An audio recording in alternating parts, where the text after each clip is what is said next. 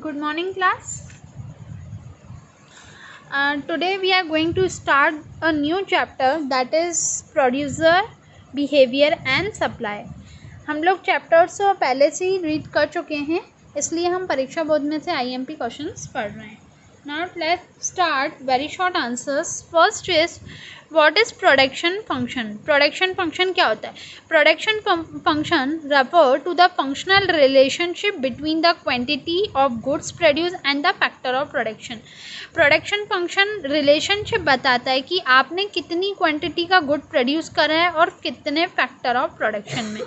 अब आप लोगों को क्वांटिटी का मतलब तो पता है क्या होता है.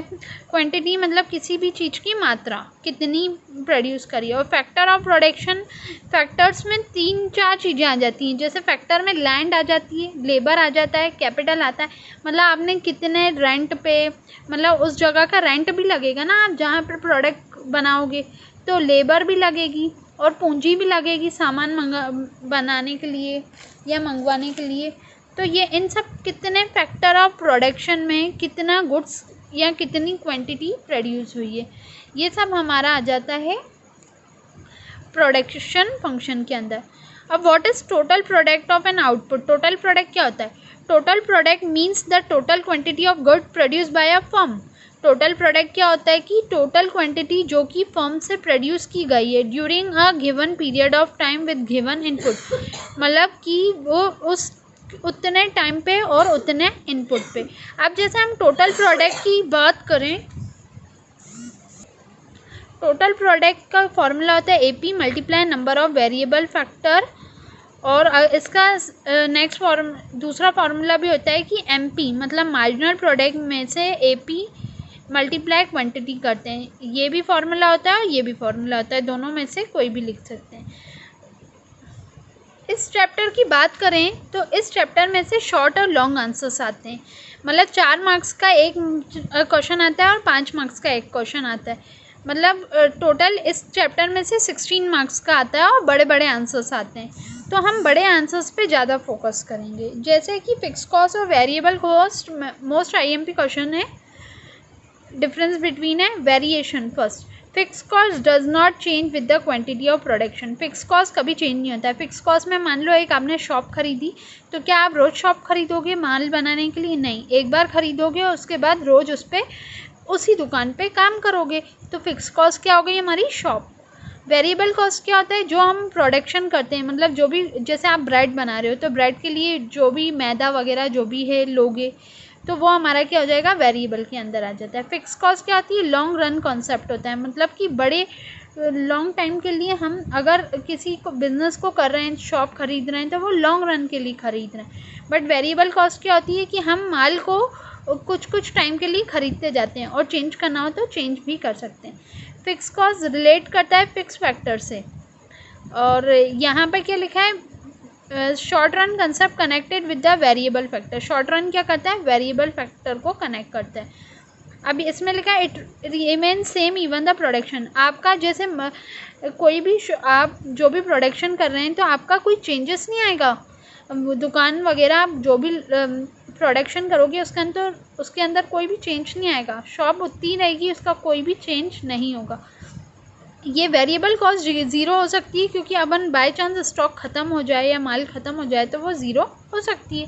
अब ये ज़ीरो कभी नहीं हो सकती. ओके. अब firm can continue production even if there is a loss. अगर फर्म फिर भी प्रोडक्शन कर सकती है, अगर उसको लॉस हुआ हो तो भी वो प्रोडक्शन कर सकती है. वेरिएबल कॉस्ट की बात करें तो production will continue only if firm obtain a variable cost. Production तभी करेंगे जब उस चीज़ का कोई फ़ायदा होगा, उस प्रोडक्ट का अच्छा रिस्पॉन्स आएगा, तभी हम प्रोडक्ट को और प्रोड्यूस करेंगे मार्केट में. अब हम छोटे आंसर्स में सबसे पहले देखेंगे मार्जिनल कॉस्ट. मार्जिनल कॉस्ट क्या होती है? एक एडिशनल होती है टोटल कॉस्ट के. ये इंक्रीज़ होती है और आउटपुट के साथ इंक्रीज़ होती जाती है. और from the until change the quantity produce. जब तक क्वांटिटी प्रोड्यूस होती जाती है तब तक वो चेंज होती जाती है. इसका फॉर्मूला होता है change in total cost divided by change in output. Total cost क्या होती है? The total expenditure incurred by a firm from the production. जो भी फर्म खर्चा करती है उसको इनकर्ड मतलब जोड़ के वो जो क्वांटिटी बनती है वो होती है total cost. Total cost increase होती है क्वांटिटी जब प्रोड्यूस होती जाती है। As a production increase total cost also increase. जैसे ही प्रोडक्शन इंक्रीज हो जाता है टोटल कॉस्ट भी इंक्रीज होती है। अपॉर्चुनिटी कॉस्ट क्या होती है? Opportunity cost is defined as the value of a factor in its next best alternative use or the cost of foregone alternative। Opportunity cost वो होती है कि बेस्ट अल्टरनेटिव चुनना है। जैसे बाई चांस दो जॉब है, एक 10,000 की एक 12,000 की, तो हमको जो बेस्ट लगी जैसे जिसमें सैलरी वगैरह ज़्यादा होगी या बेस्ट फैसिलिटी होगी हम उसको अब एक्सेप्ट करेंगे। बेस्ट अल्टरनेटिव ऑप्शन चूज़ करते हैं और जो पहला है उसको फॉरगॉन कर देते हैं और अदर को क्या कर लेते हैं? Forget. It also defines as value of next best use which resources could be put। मतलब कि दो ऑप्शन में से जो बेस्ट होगा उसको एक्सेप्ट करेंगे और दूसरे को फॉरगॉन करेंगे।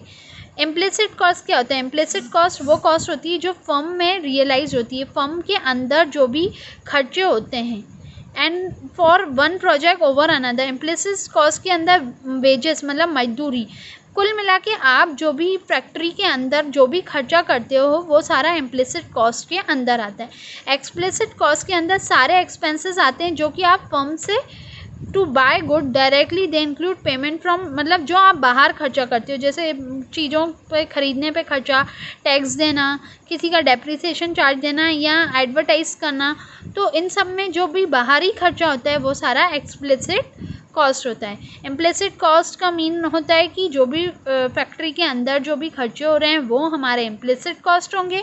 एक्सप्लिसिट कॉस्ट वो होंगे जो कि फैक्ट्री के बाहर के खर्चे हैं जिनको फैक्ट्री के अंदर नहीं किए जाते हैं।